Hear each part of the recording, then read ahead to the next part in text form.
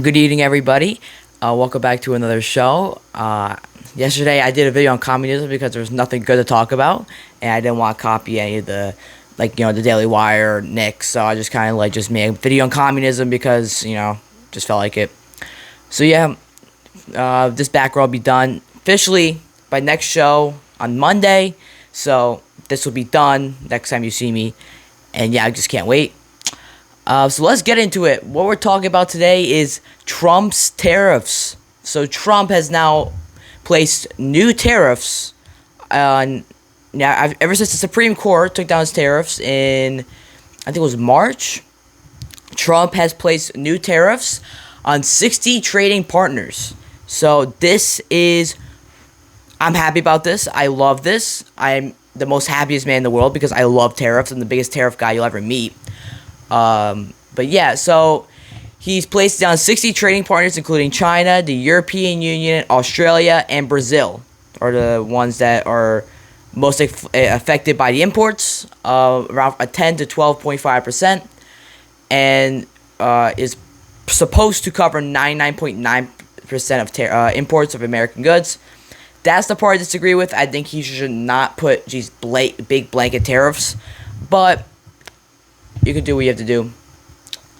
So the administration says that the tariffs are meant to punish countries that have failed to prevent goods being made with forced labor. So the 1974 Trade Act, if you don't know, allows the president to put tariffs on foreign goods that are made with forced labor. And so that's what he's using here to put on his tariffs. I actually really like that because the first tariff he put in 2025 was the International Emergency Economic Powers Act, or the IEPA, which pretty much you need to go through Congress for that, and Trump did not go through Congress, so that what makes it unconstitutional. But under the 74 Trade Act, which I said that he should have done in the first place, he should have always went with the 1974 Trade Act. The 1974 Trade Act did not need to go through Congress, so I like that. And that's how we got here. We got here through the Trump's original tariffs, and in February 20th, 2026, while it was still MAGA, rough, the Supreme Court ruled it unconstitutional because it was too big of executive power. He needed to go to Congress for that act. So now Trump's replacement is, I already said, Section 122, and that's the 74 Trade Act, which, again, I've been saying to do. Keep doing the 74 Trade Act. That if you want to put on tariffs, you have to do that. But here's the thing, right? Trump put tariffs 4 days after he put tariffs up. It was limiting up to like a 150-day circumstance. Right? It was not permanent. So what they were supposed to expire actually in was it today? They're actually supposed to expire today. But Trump, he wiggled his way. He's wiggled his fat body. And he got himself to find a way to put tariffs on foreign goods using the 74 Trade Act. Again, that he has a good argument. I don't know if he's going to be able to use the European Union. I think he'll get China, which is, again, I'm okay if everything else gets struck down, but China is still tariffed. Because here's the thing with China, right? They're the biggest competitors, our biggest geopolitical enemy, and so I'm okay with that. Perfectly fine if it's only China. China's the most important guy that we need to be tariffing right now because China will eventually just outlast us because they're making more money. They have the manufacturing, and the global economy runs through them. So to put America first, the global economy needs to run through us. That's the most important thing. And so I actually, even if it's he will get China, the Supreme Court will have to allow China under Section 301. European Union, though, I do not know because they don't really use forced labor. You can make an argument that the way they get their steel might be immoral or stuff like that, or the things we buy from them. But most of that you'll have to go to Congress. So I don't really, I don't know how it's going to work that way, but again, I agree. This is according to Reuters, by the way. I always look at Reuters for my sources because it's the most independent and the most non-biased source you can look at. Every other source is pretty rough. But yeah, this is huge. So pretty much what he has used is like a category. So the 10% tariff is for countries that the administration believes that has taken stronger action against forced labor. And then the 12.5 tariff is for countries that the administration claims that they use forced labor. So pretty much the European Union and China are among the major economies affected by this. Great. Europe deserves it. They tariff us already. That's why I'm like, I'm debating these people that are like mad that we're going against our allies. Like, that's a horrible argument for these tariffs. Because saying, well, they went against, we're breaking our allies. Like, dude, they tariff us already. That's why we're in such a big trade deficit, because they tariff us already. And so it makes no sense. They hate us. They don't care about us, okay? Do you think they'll ever come for our defense? No. They just care. The only reason why they care is because Russia and China will just invade them if we stop backing them. Which, honestly, they're just horrible. They're horrible allies, right? They don't care about us. And again, I'm okay with them putting tariffs on us, but they can't get mad when we put tariffs back on them. That's just the agreement. I agree. France, if you're a French citizen, you should be putting France first. If you're a Canadian citizen, you should be putting Canada first. I'm okay with that. I'm not against that, right? Because you should be a nationalist of your country. But here's the thing. You cannot be mad when we put tariffs on you. Because the whole thing is, we are putting America first. Now, I know Trump is not necessarily putting America first, but that's not the point. The point is that we should be putting America first.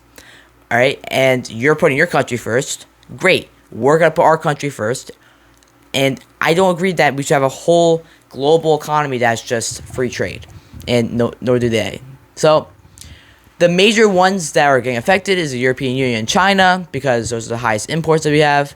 Some countries are covered by trade agreements, like, Bill Clinton and Ronald Reagan. Sadly, they put a lot of free trade agreements. But the most tariffed imports will be oil and natural gas, fertilizers, critical material, and other essential or strategic imported goods. I love that.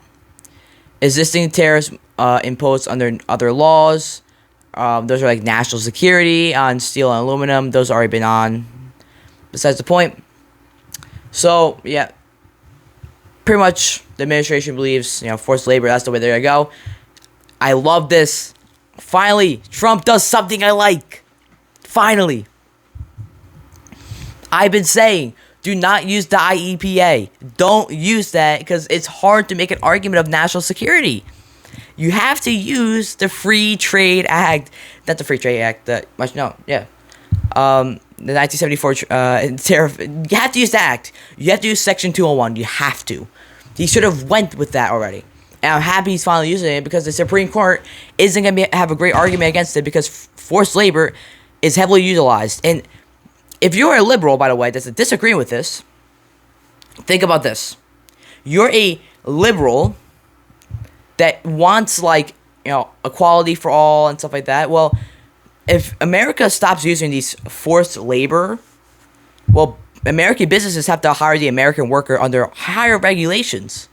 Who's benefiting? Well, they're a lot more from Africa, but and Brazil too, and China. Oh, China loses business, Brazil loses business, and a lot of these countries use forced labor are losing business. Guess what? They lose money, and their countries might collapse. And guess what? You should be happy with that. You should be happy with that. You should be happy that businesses are forced to look towards us. And you guys should be, of all people, you guys should be the most willing to pay the higher price for stuff. Because you should be realizing that, well, American workers are being hired. And they're not being exploited. And they're not being forced to do stuff. You should be the ones that are most okay with this. That's just a fact. So the White House, Trump in the White House came out, argues that is compliant with the Supreme Court's decision because it's no longer relying on the IEPA. That's fine. I already went over that. So, again, I don't like I'm not necessarily the universal, universal tariff guy. not the most. I like targeted strategic tariffs. Because, like, for example, we don't need to be tariffing, like, literally every import. I don't like that. Like, underwear. Do we really need to be tariffing underwear? No. Right? Because it's not worth it.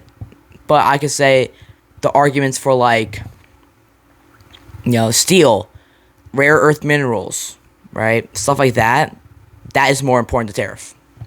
So I agree. I disagree with that. The EU is already came out and rejecting the tariffs, and it's mad, cry about it. I don't care. Australia came out and they believe the tariffs are unjustified. China obviously rejects, we're gonna go to a trade war with China. So yeah, that's pretty much it. There's nothing more to really talk about. I mean, the news has been slow lately, but I believe I wrote three things in preparation here. The legality of it, the political, and the practical. Will it raise prices? Yes, but I believe eventually, in the short term, it will raise prices, but eventually businesses get adjusted to those prices, and eventually, when you hire American workers, eventually just adjust out, the market will reset. And again, bringing back manufacturing, there will be a cost to it, right? And even if you're like a Democrat and believes, well, we need to bring back manufacturing, prices will already go up because if we look at profit and losses, they pay workers less. Okay, for example, Tesla that uses forced labor, I think, in Africa. Well, they will be losing money because now they have to hire the American worker to manufacture stuff. Now think about this: when you hire the American worker, it costs more because American workers will be getting paid more than a worker in Africa. So now think about this. Right? Now they're making less money, they'll have to raise prices to make the same amount of profit. Even if you have no free trade and you're saying, well, we can bring this through other ways or other means, you're going to raise prices either way. I believe Trump is still following it, but he's still, even if there's a loophole, I don't care.